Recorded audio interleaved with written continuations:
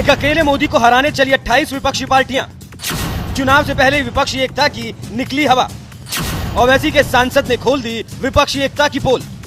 आप से लेकर लालू की आरजेडी तक किसी को नहीं छोड़ा।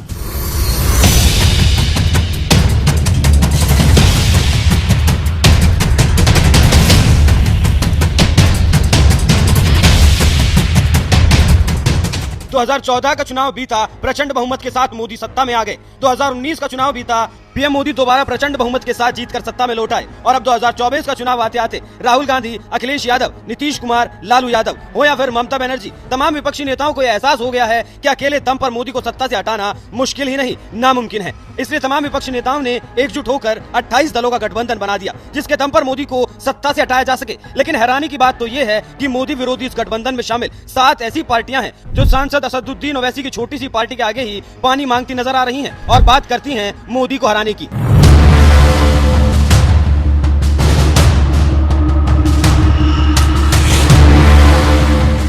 दरअसल पिछले 2 लोकसभा चुनाव के नतीजों को देखने के बाद देश की विपक्षी पार्टियों को ये एहसास हो गया है कि अगर अब भी तमाम सियासी मतभेद भुलाकर एक साथ नहीं आए तो इस बार 2024 के लोकसभा चुनाव में विपक्षी पार्टियों का अस्तित्व ही खतरे में पड़ जाएगा। शायद यही वजह है कि एक दूसरे को कोसने वाली 28 विपक्षी पार्टियां मोदी को हराने के नाम पर एक हो गई। लेकिन सबसे हैरानी वाली बात तो ये है कि 303 सांसदों वाली बीजेपी को हराने चली विपक्षी एकता में 7 पार्टियां तो ऐसी हैं जो सांसद ओवैसी की पार्टी AIMIM से भी गई गुजरी हैं, क्योंकि ओवैसी की पार्टी के पास कम से कम 2 सांसद तो हैं, लेकिन विपक्षी एकता में शामिल 7 पार्टियों के पास तो 2 सांसद भी नहीं हैं। ये है विपक्षी एकता की ताकत।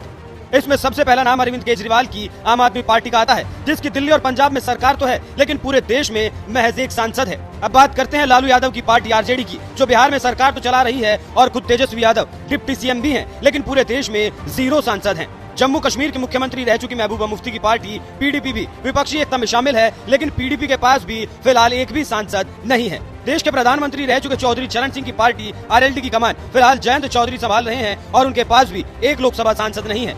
झारखंड के मुख्यमंत्री हेमंत सोरेन भी चले हैं विपक्षी एकता में शामिल होकर मोदी को हराने, लेकिन उनकी पार्टी झारखंड मुक्ति मोर्चा के पास महज एक सांसद है। दीपांकर भट्टाचार्य की वामपंथी पार्टी CPI-ML भी मोदी विरोधी विपक्षी एकता गठबंधन में शामिल है, लेकिन उनके पास भी पूरे देश में एक भी सांसद नहीं है। कृष्णा पटेल की अपना दल भी मोदी को हराने के नाम पर विपक्षी एकता में शामिल हो गई, लेकिन उनके पास फिलहाल एक भी सांसद नहीं है। 2024 के लोकसभा चुनाव में मोदी को हराने के लिए जिन 28 पार्टियों का गठबंधन बनाया गया है, उनमें शामिल 7 पार्टियों का तो ये हाल है कि किसी के पास एक सांसद है तो किसी के पास एक भी नहीं। विपक्षी एकता की इसी ताकत पर तंज मारते हुए AIMIM के सांसद इम्तियाज जलील ने एक ट्वीट में लिखा, इनसे ताकतवर तो हम हैं, हम 2 सांसद हैं लेकिन फिर भी हमसे परहेज। आखिर क्यों? इसलिए कि उन्हें हमारे समाज का वोट चाहिए, हमारा नेतृत्व नहीं।